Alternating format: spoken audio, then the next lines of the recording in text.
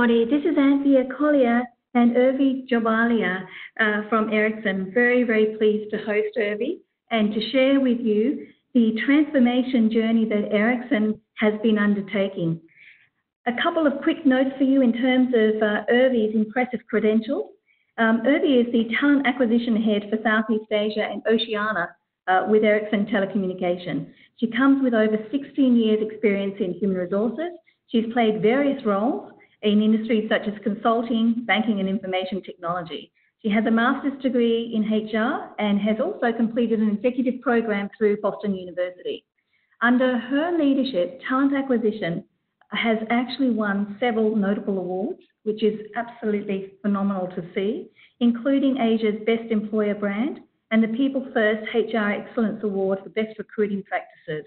Urvi leads several transformation projects at Ericsson with the goal of providing a best-in-class experience to employees, candidates and hiring managers. Speaking to you at the moment is Anthea Collier, Managing Director for Randstad Sourceright.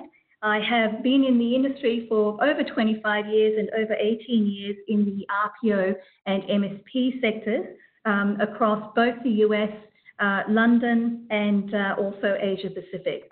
So let's get started and thank you for joining us.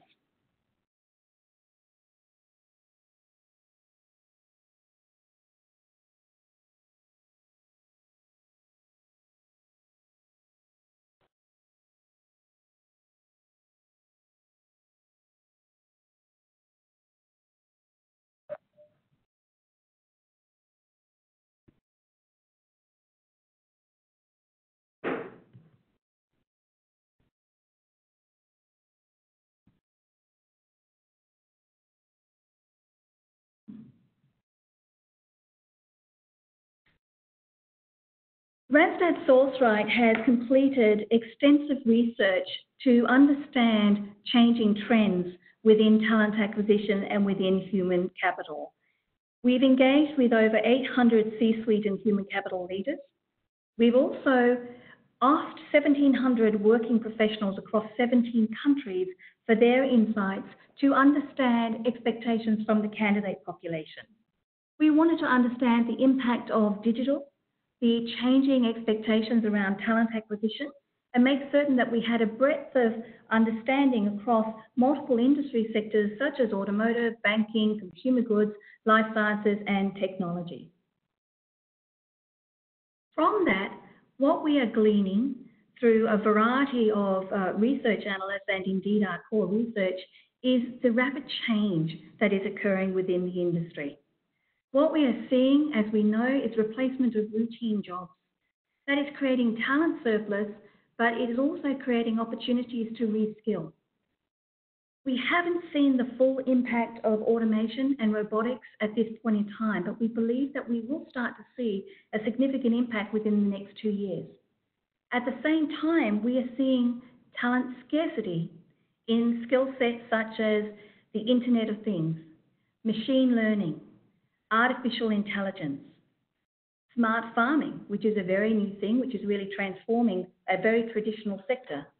There is massive change that is occurring, and we need to make certain that as we engage with candidates, we are helping to support our business objectives, but equally, we're looking at new ways of engaging that are going to enable us to move from transactional recruitment to advisory recruitment. If we look at the emerging new skill sets, what we're seeing here in just a very short period of time is a significant shift. So in 2019, we haven't seen a lot around the Internet of Things technology, yet we're seeing that as an emerging requirement coming into 2022. You'll notice that for 2022, machine learning appears listed as number 3. In reality, here at Ericsson, we've actually been recruiting for machine learning for the last 18 months. It's a very small talent pool, and it's incredibly important to us to make certain that we are able to attract and engage that small population by effective use of employer branding, by really understanding what's important to those individuals to build out their portfolio, by ensuring that they're thinking of Ericsson not as a legacy brand, but as an organization that is on the cutting edge of new technology and new ways of working. If we look at a report that's come in from the World Economic Forum, what it's showing us is that the soft skills are changing dramatically as well.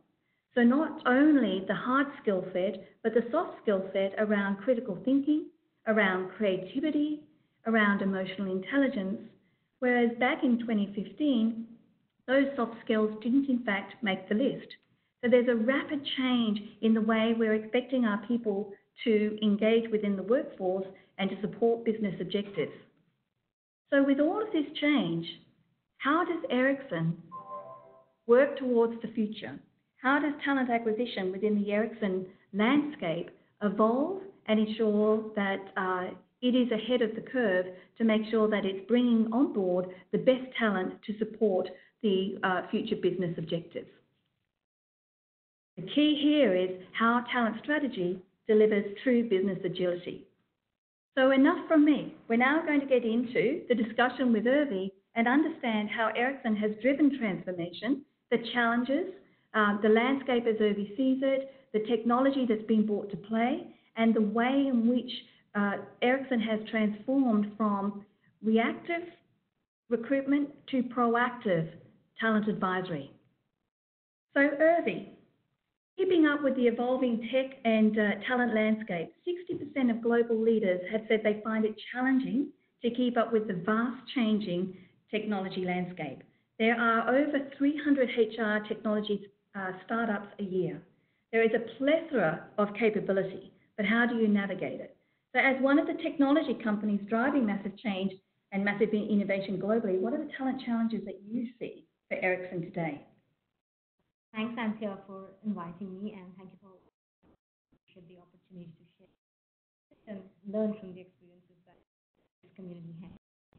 One of the things I want to start off with is probably share a small story, an experience that I had very recently that kind of opened my eyes to the change that we are in.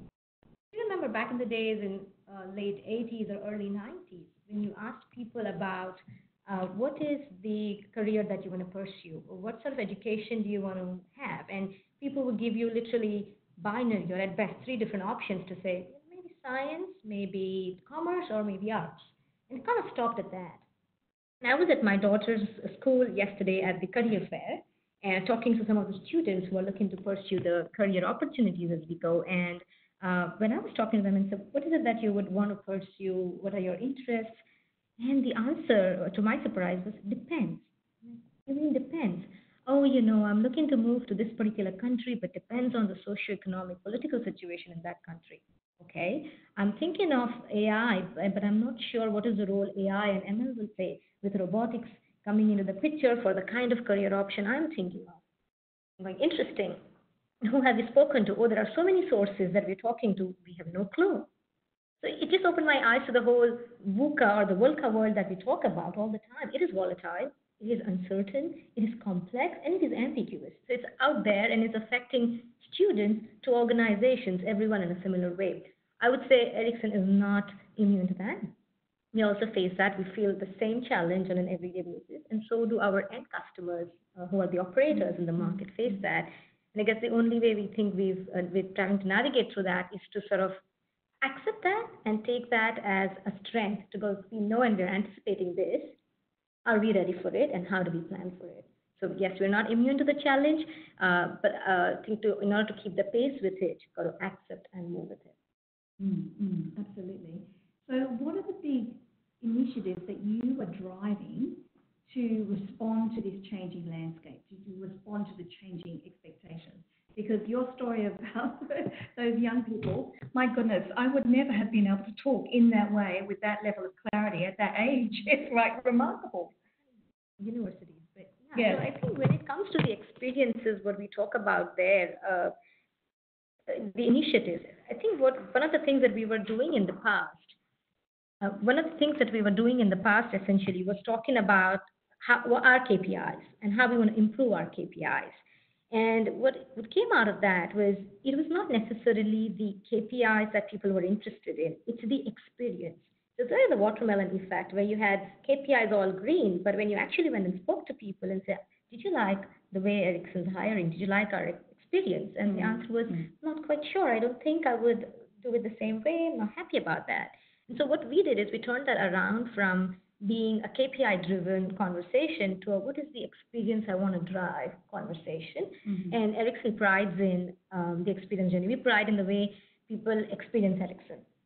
Everything is around hiring manager experience or a candidate experience, and then KPIs follow that suit. So our initiatives are around the speed that our people experience, the agility, the journey that they go through, and the quality that they get. A lot of times we focus, organizations focus on speed, but then you sort of miss out on, is that delivering the right quality to the business, given we were trying to rush through the process. So it's that equilibrium and the balance through those initiatives on the experience that we focus on. And can you tell us a little bit about the Ericsson business? Because I think that the Ericsson business is in fact very interesting, particularly your business lines. And I think that that would be of interest to context and frame the landscape in which you're operating. Absolutely. Let me take probably a minute to explain that. So Ericsson is essentially has been viewed as a networks company. So where we are in the value chain is all of us use telephones. We have a network that we connect to. Let's say in Singapore, you use Singtel. In Australia, someone's using a Telstra, kind of the service of provider or the operator. Ericsson provides the network that everyone experiences, the 2G, 3G, 4G, and our latest 5G network that the users experience. So Ericsson's key role is to provide that network. But we also provide the services to our operators on top of that network, which talks about the billing, the usage. We know that Anthea uses phone more effectively between 9 to 12 in the morning. So how is her network usage when she's speaking at it versus what can we take away from that network from her when she's in bed and doesn't want to use it anyway?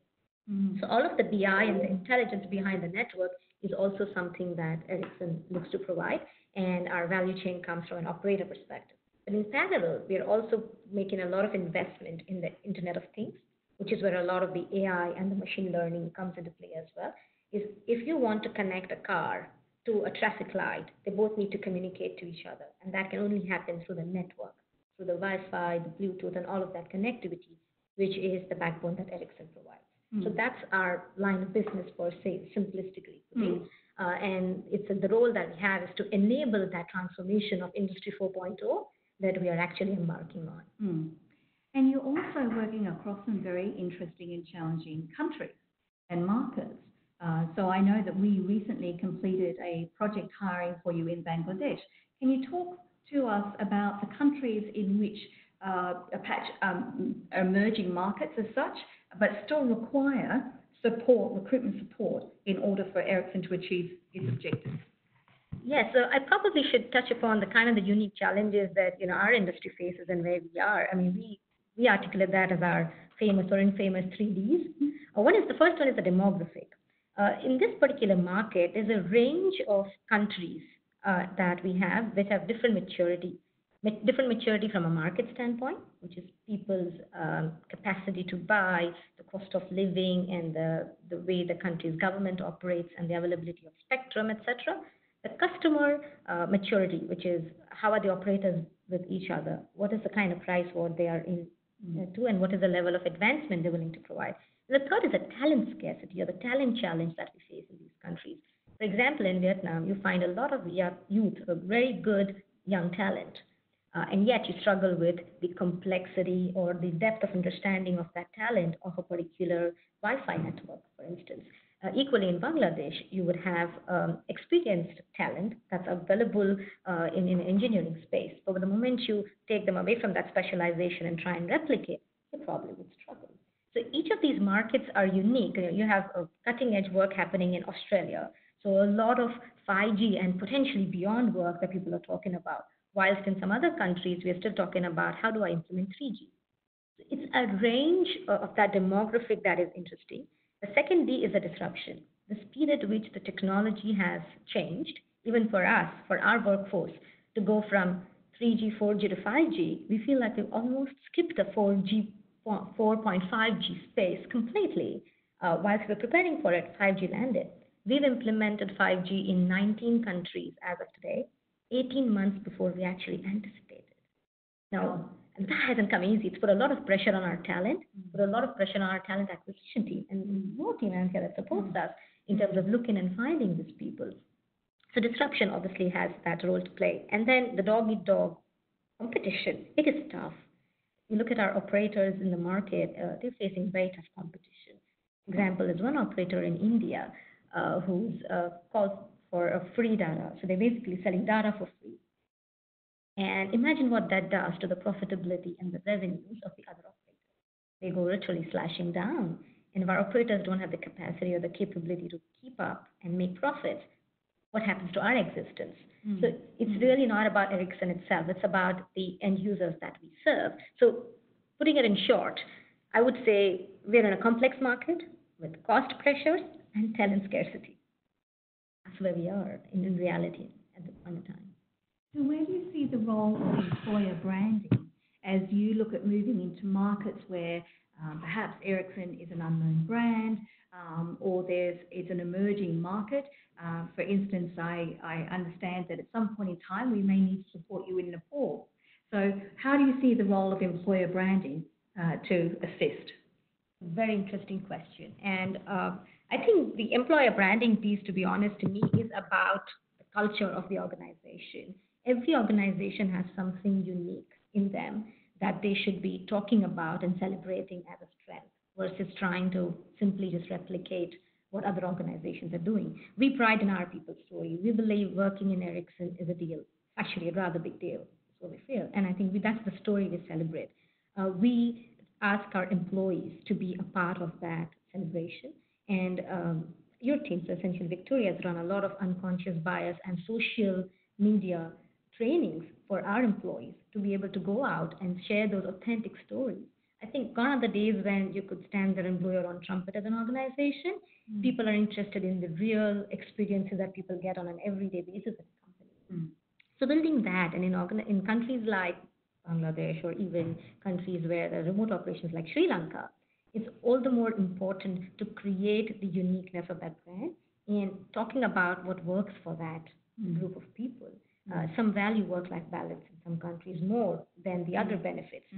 We're looking for diverse talent. So if you're only going to talk about a certain story which kind of appeals to the males in the industry, you're going to really miss out on the diverse sector of the women in that industry who you're actually valuing and bringing in. So our social media trainings, our authentic stories, unconscious bias awareness of how what you do and how that affects other people can play a role. We ran our employee referral program.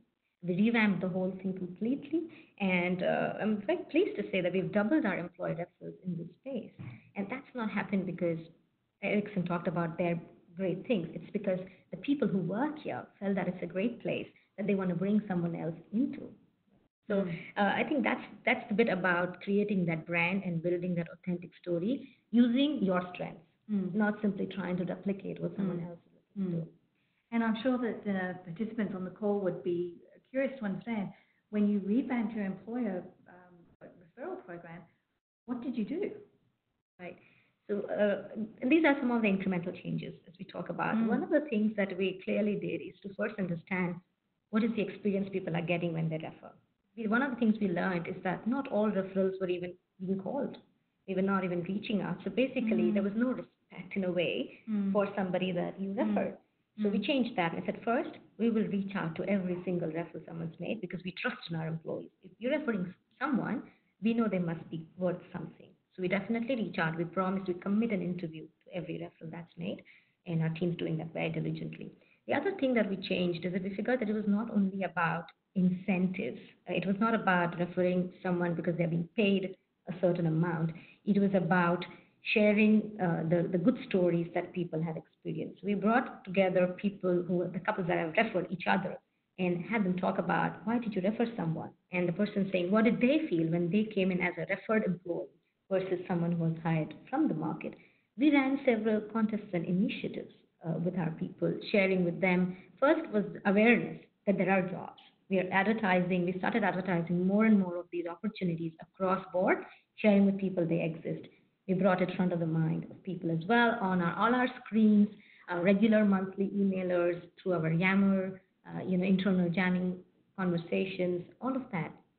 So awareness was one, sharing with people why this is something that they would do, not just for money, but because of the pride they have.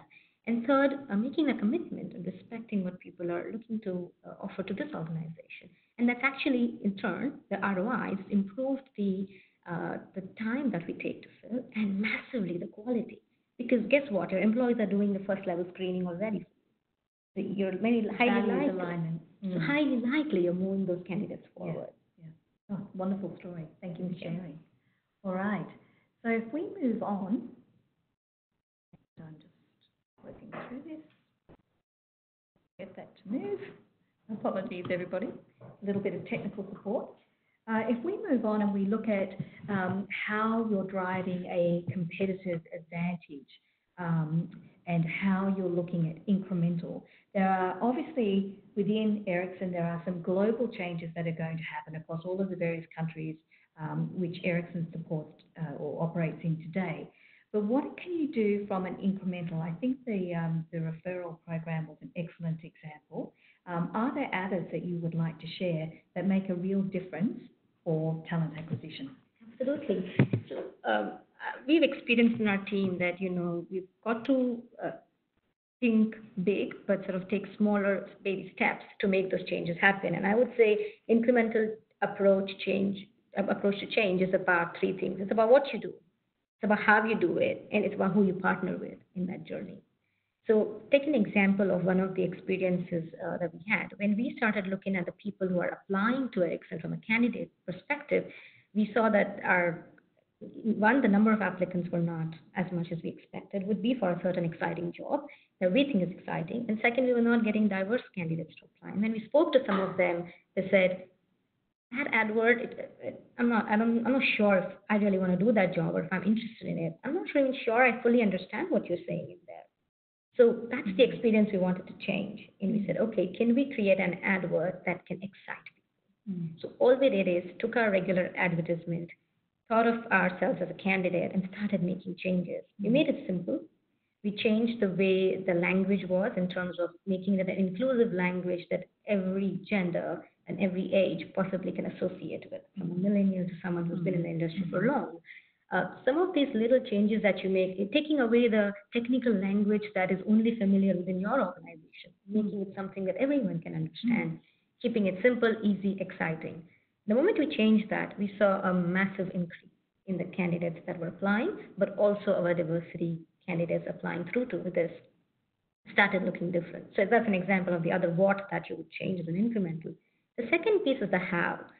Technology, and I cannot exaggerate more on how important that is. And having partnered with Randstad now, we have the entire tech stack that has come in to us from that perspective. That's been immensely helpful. So when you start looking at technologies, it can be incremental, it can be transformational. Where your global organization partners and ours is, and we are very pleased that they have full skin in the game. They're making rapid changes in the technology that we use. But then sometimes in your region, you have specific needs for some tools that will work uniquely for you. For example, talent communities for us in this region is very important because that's a proactive measure to create a talent pool. Now, those changes are incremental, but they have a massive ROI when it comes to are you hiring the right quality at the right time.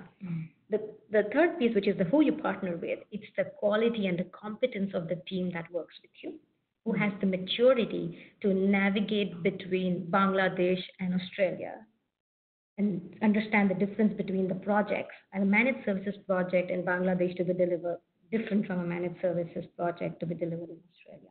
And the team that has the agility and the maturity to navigate between the markets is very important. So it's also who you partner with, what kind of talent acquisition team do you have, and what industry experience and the subject matter expertise they bring in. That's important to me for every incremental change you make. Fantastic. Thank you so much. I think that's some great detail there. Let's move on and let's look at competitive advantage and meeting business goals. So you and I were talking earlier, Urvi, and one of the things that we talked about is that for Ericsson, it's not so much about time to fill, it's about speed to revenue. Can you elaborate a little for us? Absolutely. Sometimes we could get stuck in some KPIs around the time to fill of a certain job, and we go, is 33 the right number? Is 51 the magical number? But I guess the big picture around there is, what does every day mean to the business? So take an example of some of the key account managers or the sales roles that directly connect to the sales of the organization. Every single day that you delay hiring into that position, you're losing a massive amount of revenue in there. So the moment you translate the time to fill into the time to revenue, whether you're losing revenue or you're going to be able to make that much revenue, it starts becoming impactful. I remember an instance where when we were dealing with the Bangladesh managed services project that we had, and there were some delays from our hiring managers in reviewing the CVs or even approving some. When we sat down with them and articulated that in terms of this means that because of the 2 days that we delayed, we have lost this much of a revenue already because this person could have been in that chair and we could have billed for them. I mean, there's a business contracts and stuff that really get impacted if your time to fill is not really accurate. And understanding of that data and being able to articulate it in a way to the business and to the talent acquisition team starts really making the impact and moving the needle. I think that's a great example because that's a very tight correlation between the value and impact of a transformation in talent acquisition and the resulting impact on the bottom line, which obviously at a CEO level is incredibly important. We've talked a little bit about employer brand. Is Ericsson as a whole, do you have a global approach to employer branding, or are you looking at a regional approach? Are you looking at it by market? How do you actually approach that? Because I know that you have actually made a key hire in the employer branding space. Tell us why you did that. Employer branding is, like I said, is more about the people story. It's more about the authenticity of that organization coming across to people the way it is. And for us, the whole employer branding journey is, yes, it is global. Yes, we want to have a similar understanding of the brand. Interpretation of Ericsson to someone sitting in Europe should be similar to an interpretation of what the brand authentically stands for in Asia. So that, in that sense, the value from a global perspective is similar. But we do recognize, and our global team recognizes, that the employee value proposition is such a unique concept.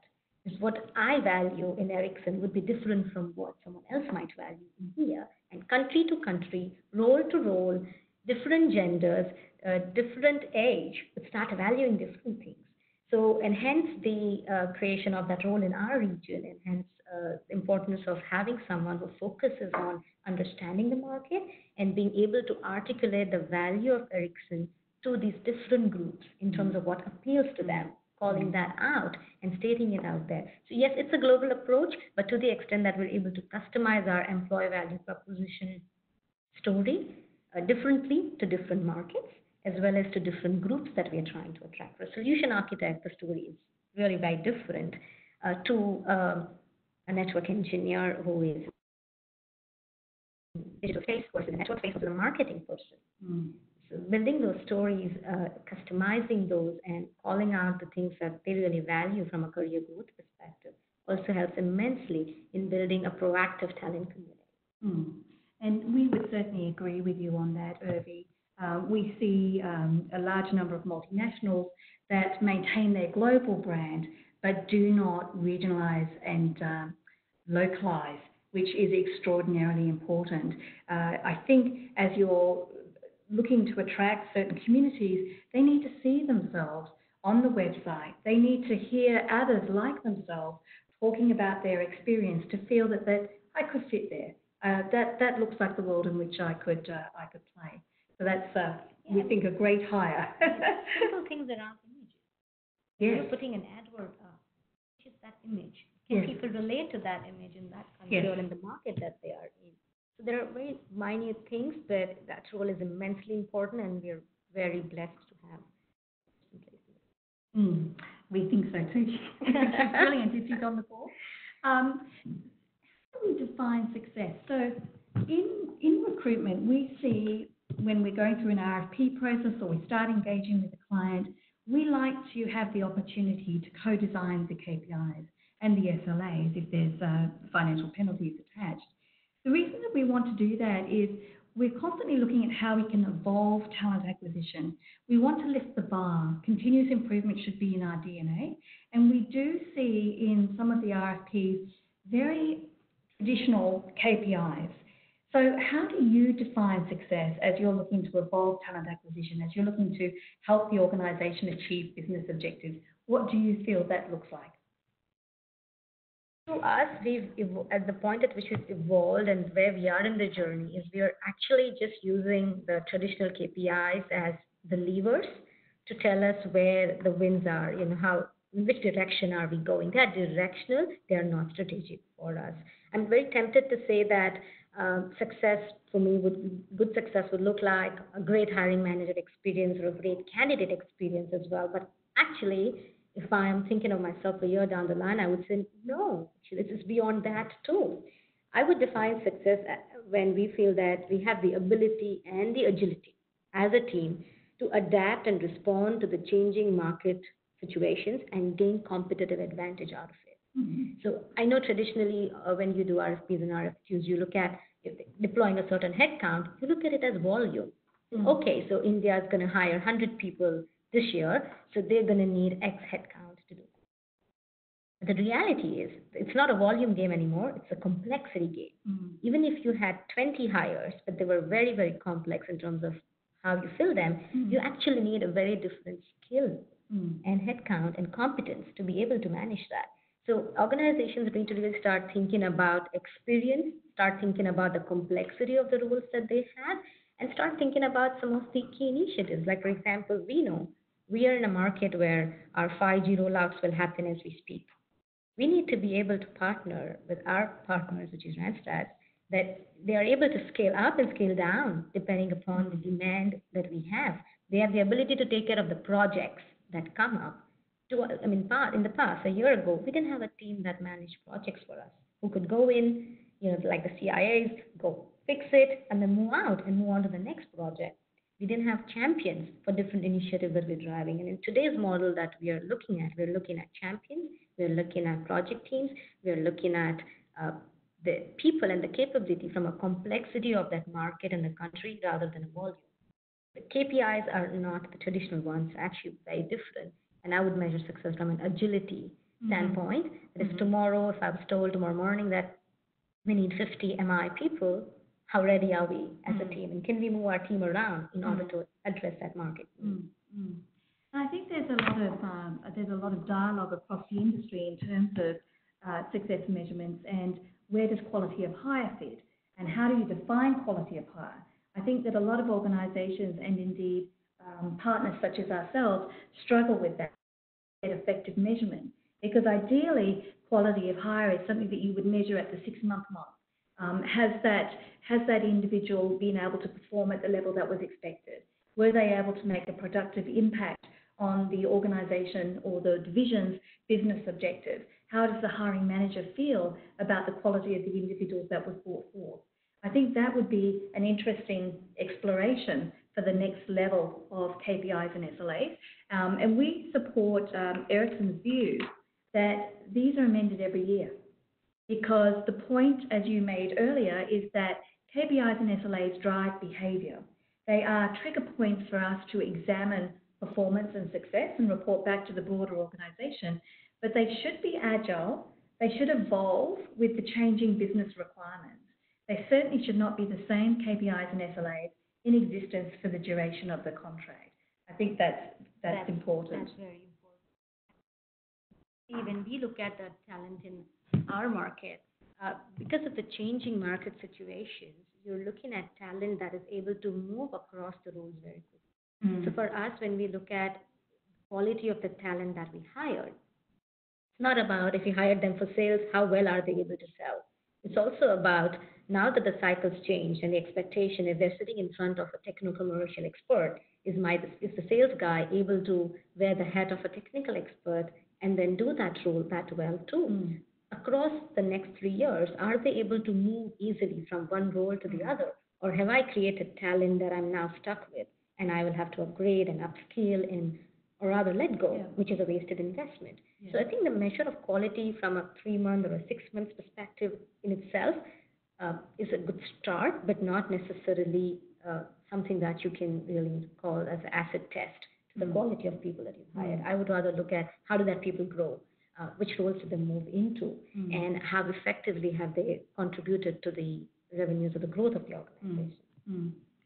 I think the other thing that I'd like to ask your thoughts on here is one of the things that I think is so enjoyable for us as a partner is the way in which we collaborate, the way in which we co-design.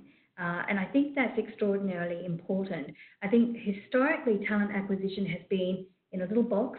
You're responsible, to your point, for volumes of hires, what was your time to fill, and what percentage stayed with the organizations versus exited. And it hasn't really been about a co-collaboration. It's been more about a supplier, and which is not how I would characterize our relationship. Could you talk a little bit about that? Absolutely. We've been lucky. I think we've got great partners who are, I think the first important thing is that listening and understanding the real business situation and where we are in that journey is so much important. So having partners who really live and breathe your problems on an everyday basis is very most important, I think, and we've got that support. But the second important thing is to co-create these processes. So when we were starting the journey earlier this year, there was a lot of conversation around what's right for Ericsson. What is the business outcome you're looking at? What experience are you looking to deliver? Is this process doing what it needs to do? And in many ways, we are now embarking on a conversation around planning 2020 and beyond. And we're sitting together as a team to talk about the business expectations and what is it that they need, our HR business partners and our internal HR community, and what their expectations are. And then us as a team bringing all our might together. What are the strengths that the team internally in Ericsson have? What are the strengths that our partners, our PO have? And how do we use all of these strengths together in a way that it becomes one powerful tool? We don't need to hire everyone everywhere. We don't need to replicate the skills in both organizations, but really sit together to go, if that's the strategy, those are the top 5 priorities, how do we turn our structure around?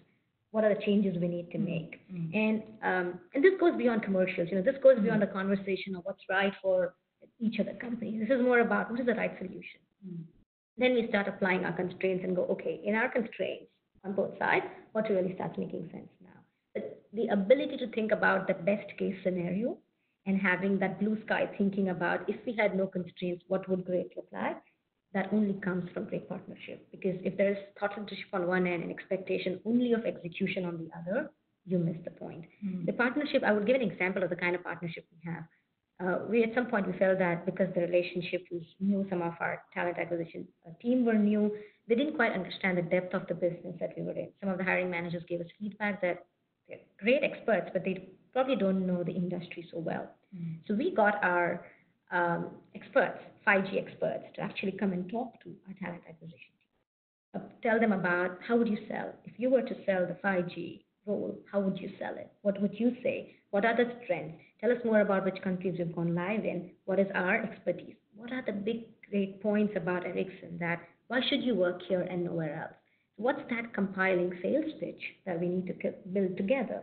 And we brought Ericsson experts from business with our talent acquisition partners from Randstad, build that expertise. And now we are at a point that it's a win-win because hiring managers get what they need. Talent acquisition team finds it relatively easier to do what they need to do. And then that partnership gives you a great ROI. Thank you, Urvi. And I think if we look at the report from World Economic Forum, what is stated there is that it's problem-solving skills, creativity, agility, cognitive capability that is so important in the world of the future. And what we like to share with our people is that their expertise is recruitment, but fundamentally they're a business consultant. We're there to solve problems. And I think that makes it really enjoyable because no one day is the same. Now, we have received some fantastic questions from the participants, and thank you very much to everybody. We selected 4 that we're going to answer within the time frame. Urvi, what kind of ROI have you seen as a result of transformation to help get top management buy-in? How did you get the concept of transformation in TA with the necessary funding to support the technology that you brought in? How did you get that across the line? First thing we've done there then is to understand what is the business's expectation and outcome that they're looking at. One of the key things they told us was the speed. And we talked about the speed to revenue rather than the speed of filling the roles. And we said, and when you look at that and go, okay, this is what they want, how are you going to be able to provide that? What are the things that you need underneath that to make the changes? One of them was an investment in technology. The other was investment in the right partners that you work with. And when you're able to solution the problem, and when you're able to map what you're looking to bring into what they need, I think that understanding and the acceptance of that definitely goes up. Clearly, all organizations, they have a massive need for thought leadership. So we're able to bring in the thought leadership approach to it, that this is not a solution for tomorrow. This is a solution for next decade or for at least next 5 years as we speak. I think people want that foresight and to be able to see what is it that they can, that investment can bring over a period of time and not just for now. Now, we've seen speed as the ROI. We've seen the improvement in our diversity hiring because of the investments we've made. We've seen improvement in our candidate NPS because of the technology that we are using, the montage video interviewing tool, the Jive talent communities. The talent community has been a big win for us because what is a talent community? Essentially, you don't wait to start looking for people when you need them. You actually proactively plan for it. And how one of our managers articulated that for us was to say, you guys, and this is probably a feedback more than 18 months ago, it says, you guys start digging a well when I'm thirsty. And it was very amazing to hear that and go, actually, you're right. We start looking for people when we're already desperate for it. And so what should we do is we started building talent pools with support of Randstad. We started creating the list of our critical and the roles that we are hiring very often.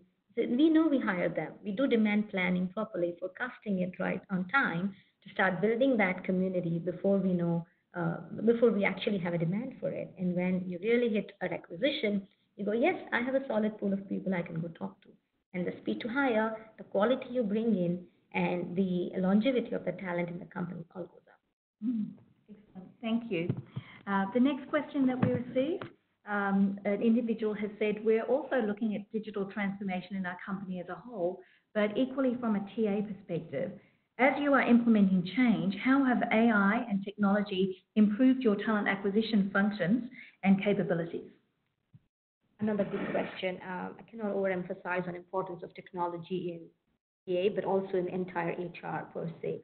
This has been one of the areas where technologies hit us much late in the day, but when it's hit us big time.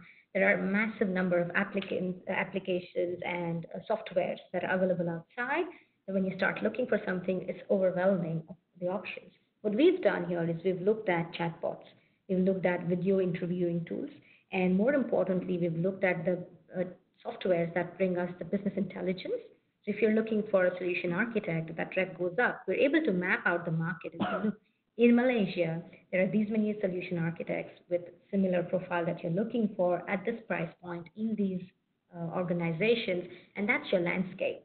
When you have that in front of you, it's so much more easier then to chalk out your sourcing strategy, how you're going to go about acquiring that talent.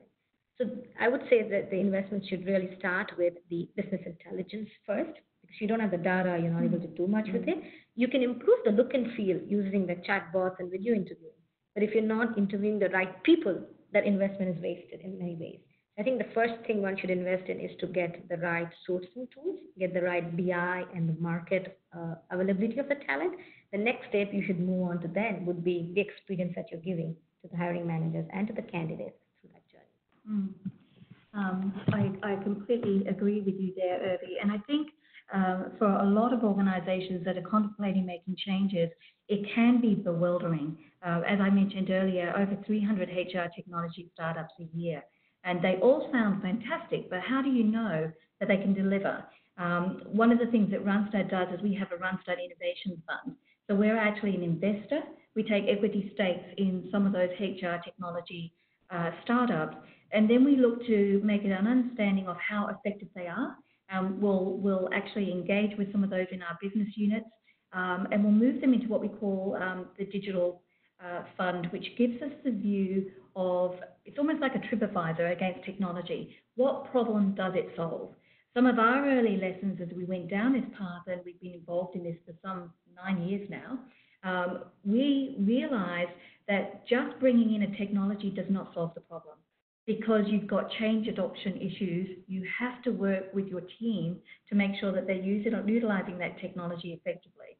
You've also got integration issues. If you've got multiple sign-ons, your adoption drops. We were talking with a new client, who is a newly acquired client, I should say, and they were telling us that they had purchased over, I think it was 33 new technologies that they were very excited about. And we said, that sounds fantastic. Tell us about the experience. Tell us about what you're using. And they were rather shamefaced to admit that they were actually using Excel. They'd bought all these wonderful brand names, but they couldn't get them to work effectively. They couldn't get their internal talent acquisition team to use them effectively. They had change resistance from the hiring manager community. So that's one of the things that we feel we can help. We can bring technologies that we know will work, but first we have to understand the problem we're solving. What is the outcome that we want? We start with the end in mind, and then we reverse engineer to make certain that we're bringing as much integration as possible, that it's improving the experience for the recruiter, for the hiring manager, and for the candidate. And I think that's very important. So that was a great question. Thank you. I do want to add that we need to understand that there will be some things that we will not get right for the first time. When you are experimenting with technology, you may fail. So understanding that it's a possibility needs to be at the top of the mind. So what we do is we do pilot runs. We don't really go out and launch the whole thing in one go. When we did our Montage launch, which is a video interviewing tool, we did it for 2 markets and for a certain job levels, not for everybody, and learn the lessons out of it and see if it's working, if this is making sense. If it's not, we quickly switch it off and go on to something else that possibly will work. And you're right, the change management and the adoption piece is big. Even today, we know we're driving some of the adoption within our teams. And we've got to continuously keep training them and have them learn. But more importantly, our hiring managers who hire sometimes once a year, sometimes once in 2 years. How do you bring them back on that journey and make it? We are on a quest for easy, and Ericsson takes pride in saying everything we're trying to do is simplify. And how do we make it easy for them to adopt to these new things that are falling on their platter, not just from TA, mind you, as an organization, talent management, learning and development, and every other part of the organization is really dumping a lot more technical tools and all of the digitalization on them. What does it look for an employee? I think thinking about the end customer and how they see it and they're experiencing this whole download of different technologies will be very important when you're looking to launch that and change manage.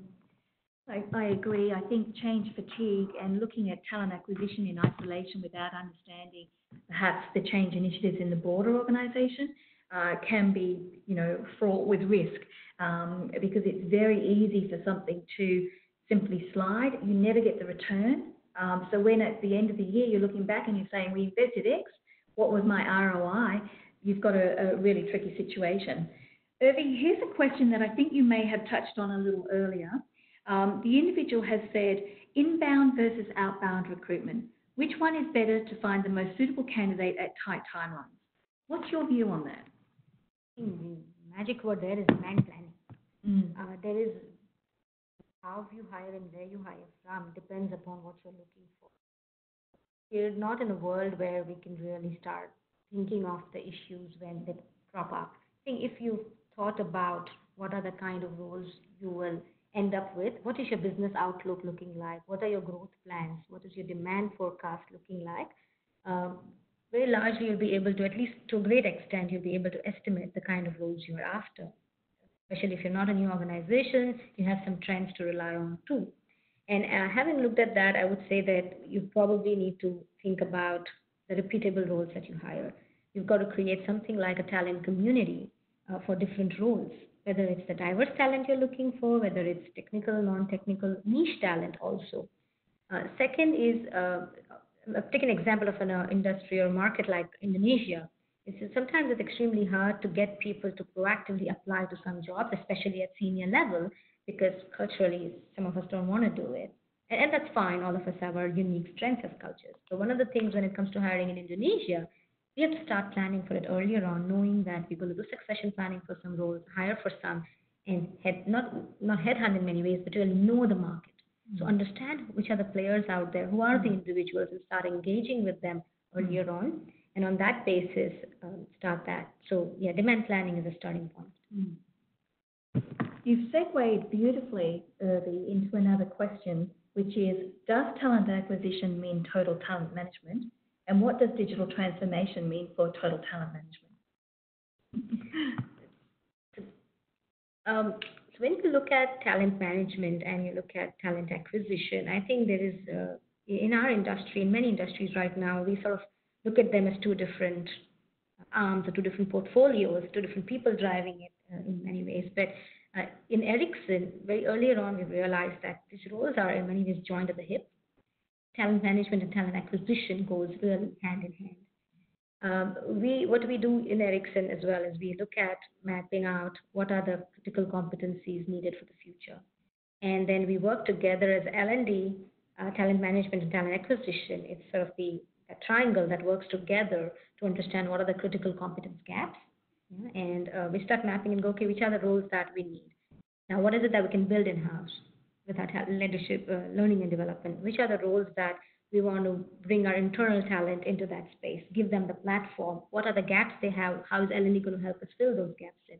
But equally, what are some of the roles and upcoming things that we don't have the competence or we don't have the time to sit and train people and get there? We've got to get it now. So what are we going to acquire? So your build, borrow, and buy strategy is really defined from that critical competence gaps sort of an analysis. And then the talent management, talent acquisition, and L&D got to work as a core team to get into that space. Now, I haven't mentioned the workforce planning team and their work, but they are just the backbone in terms of the massive analytics that they deliver to the organization in many ways. I have had examples where once we've created our gap plan, the analysis, we've gone to the rewards team and said, now, this total rewards, you've got to have a different strategy because what we're trying to do here is not matching with our current strategy. So it opens a lot of questions and a lot of conversation for debate, but also becomes a very good vehicle for the overall talent management of the organization. So given a complex answer to a simple question, but that's where well, it's a great question and it's a great answer as well, because I do think, I agree. I think that historically there have been silos. So talent acquisition in my world, in the world of RPO or indeed managed service programs, has tended to focus on external hiring with facilitation of internal mobility.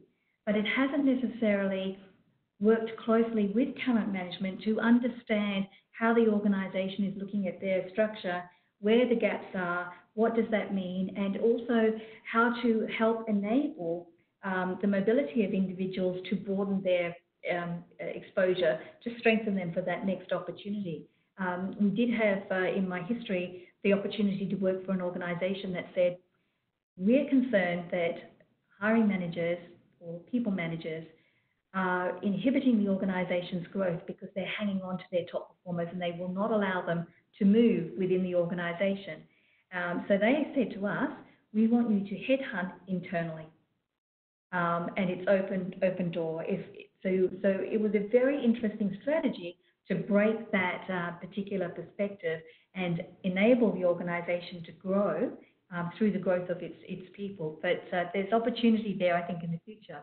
The last question I'm going to pose to you, which again came from our participants, and thank you again, was while hiring, many companies stress on cultural fit and they reject exceptional talent because the person comes from a different company background. How can we mitigate this risk? This is a very good question. Diversity, and there are many researchers that prove the benefits of hiring diverse talent, and you've got to have support and anchoring at the senior most levels. If you hear our CEO speak, he is a clear advocate of D&I at every single level, in every market, and most importantly, not just gender, but also generational diversity and cultural diversity that we take our pride in as an organization. Yes, in many ways, it's very, because the hiring manager is sometimes trying to rush into filling a position, they don't really want to wait to see what are the different diverse talents and different backgrounds that come into play. So this is where the talent acquisition team plays a very important role on what goes on the table. If you're putting 3 CVs on the table, is that a diverse enough pool that you've put on, or you're trying to strive the time to fill? What is it that you're trying to drive as an agenda? And that's why sometimes KPIs can be very conflicting, and the organizations need to understand that putting a pressure on one KPI will obviously start impacting the other one, which is really important to you. So sensitizing hiring managers about the unconscious biases that they have, giving them the ability to, and the tools, for example, video interviewing tools, helps you reduce some of the bias compared to looking at a CV and talking to someone on a phone. So use the technology to remove the diversity barriers, use your senior stakeholder leadership and their messages and bringing them into that conversation every now and then when you feel your managers are not taking on board the diversity journey of the organization. But more importantly, think of yourselves as the evangelist and the role that you would play in bringing that to the table. As TA teams, I think it's our responsibility to bring that mix to the table. And sometimes when we don't think we're ready with the mix, it's okay to say, this is going to take a while, right? And be able to explain why that is. And just getting the support from our HR business partners. We have very great support, I would say, in our organization from our HR business partnering community, who not just understand, but also push the agenda towards our line managers and to our business to why they need to stop and wait for certain positions to make sure that we bring in the right mix into the organization. Even our rewards team is very supportive of our diversity strategy, and we're now, as we speak, evaluating our benefits portfolio to look at what it means to attract diverse talent to our organization. Are we walking the talk? Are we saying something and then rewarding something else? Are we doing the right thing there? And we're actually much ahead in that journey than compared to many other organizations from a rewards standpoint. So it's sort of everyone working in tandem towards that common objective. Urvi, thank you. I hope everybody on this webinar has enjoyed this discussion as much as I have. As you can hear, Urvi is a wealth of knowledge, a very sophisticated professional who is highly entrenched in a partnering philosophy, which we absolutely love, but driving transformational change across the organization. Ericsson is evolving as a front runner in its particular technology space. But, 3 or 4 years ago, things were challenging. And so the organization as a whole, led by the CEO, made a determination that they needed to reframe their view of success and their end goal. And they have done an extraordinary job of walking towards that at a consistent, steady pace, working with their partners in various countries and working with their employees to create a great culture where individuals can grow and flourish and to stand tall with their values and, as Urvi said, walk the talk. So thank you so much, Urvi. It's been an absolute pleasure, and we look forward to inviting you all to further webinars with our valued clients. Thank you. Thank you so much for the opportunity, Anthea. Appreciate it. It's been wonderful. Thank you. Bye-bye, everybody.